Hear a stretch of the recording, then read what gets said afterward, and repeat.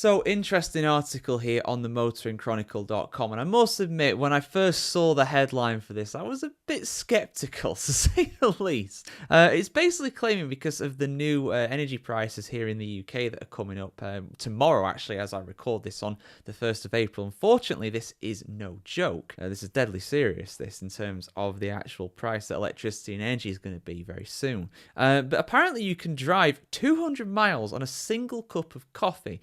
Now, that doesn't mean putting the cup of coffee in your car. That doesn't mean putting the cup of coffee in you. That just means the general cost of a coffee, you can charge a car to that amount and drive 200 miles on it for an EV. Let's have a look at this, guys. I'm interested to see how this has worked out. Full article on motoringchronicle.com as always. With the standard price of electricity rising from the 1st of April, how would you like to drive more than 200 miles on a single price of a cup of coffee? That is possible with an EV charged by Ohm, the UK's largest and fastest growing EV charging company, if a driver switches to a dynamic home electricity tariff. With Starbucks' most popular coffee, the Caramel Macchiato, costing £4.10, that would enable an EV driver to drive 234 miles with an electricity tariff charge such as an Intelligent Octopus Go at 7 pence per kilowatt hour from the 1st of April 2025.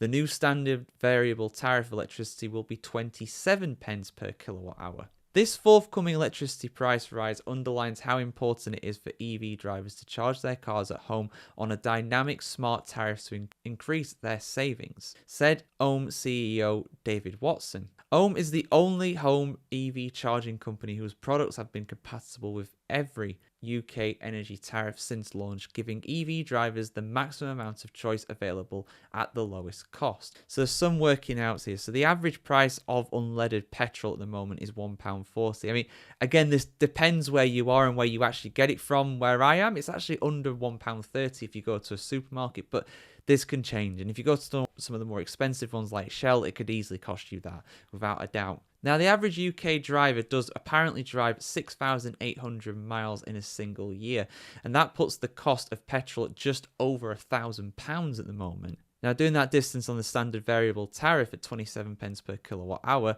that means that you're spending around £450 if you've got an EV. That's for a single year.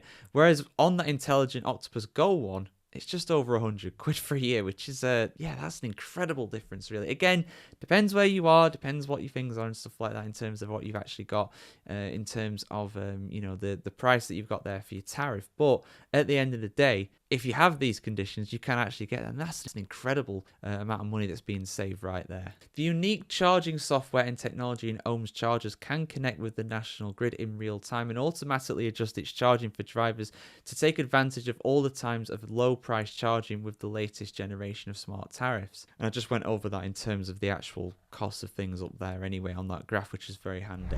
So yeah, interesting really. That is fascinating in terms of the price it's going to cost you.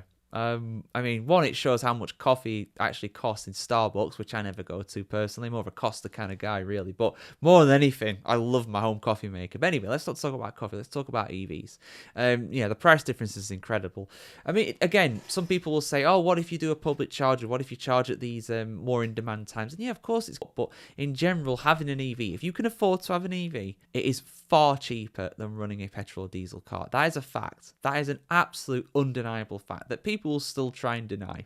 But, you know, some people are just a bit skeptic about it. I'll probably put that video at the end of this one on YouTube, actually. The electricity skeptics, the EV skeptics, whatever they're being called. I did an interesting video on that recently, just going another story about a lot of these myths and stuff like that are abound about EVs. But there we go, guys. So yeah, EVs are cheaper to run than getting a coffee. It's official. Let us know your thoughts in the comments below. Like, share, comment, subscribe as always, guys, and we'll see you soon for some more video content right here on the channel.